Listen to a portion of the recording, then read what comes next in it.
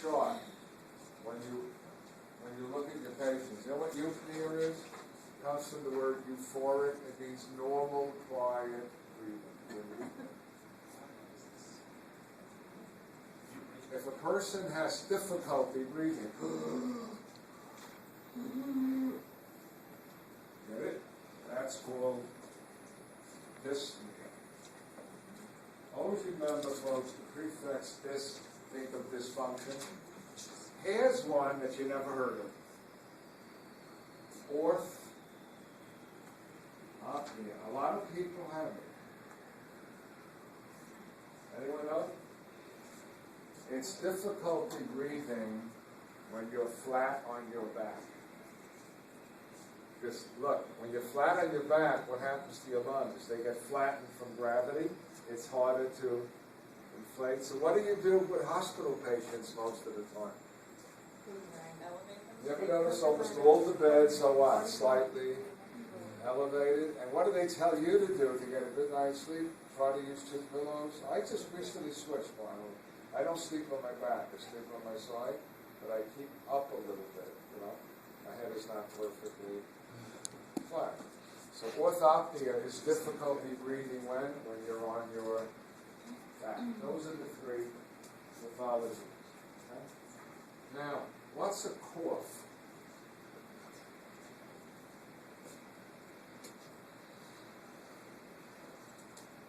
Let me tell you, who regulates coughing? Which part of your brain? Who remember these? Anyone remember? Of course you forgot. The medulla. Remember, the medulla has 3 vital centers: cardiac, vasomotor, and respiratory. Then it has non-vital: coughing, sneezing, hiccuping. Remember all of that? So, what's a cough? Something gets stuck in your throat.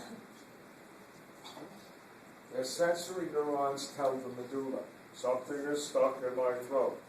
The medulla says, okay, cough center, make sure you do this. Take a deep breath.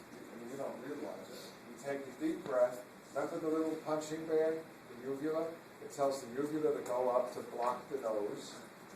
Okay? It tells the epiglottis, remember the epiglottis? To close over the glottis. It tells the false vocal cords, remember this? 2 layers under the falls to come together, and then it says for you to forcibly exhale, and you can't, because everything is what? Closed, but you're building up what? Pressure. And then suddenly what happens? The epiglottis opens, the false vocal cords open, and the air what? Comes flying out your mouth. You got it? What's a sneeze? Same exact thing, except the little punching bag. The uvula is not up, it's down. So some of the air what? Goes out your nose. What stimulates a sneeze? Something is in your nose. Now, I got to teach you how to sneeze. You ready? You want to know what you should never do? Never sneeze with your mouth closed. Because it's too much air to what? Force completely out your nose. You want some of it to come out your mouth. If you got too big a force coming up your nose, you may get a nosebleed. You know, if you keep this, the lining is very thin. And did I tell you about pregnant women? Huh? Yes. Yeah, so if you're a pregnant woman particularly, when you go to sneeze, you want your mouth what? Open. You would probably definitely get a nosebleed. Just the thinning of the mucosa is so great. Okay?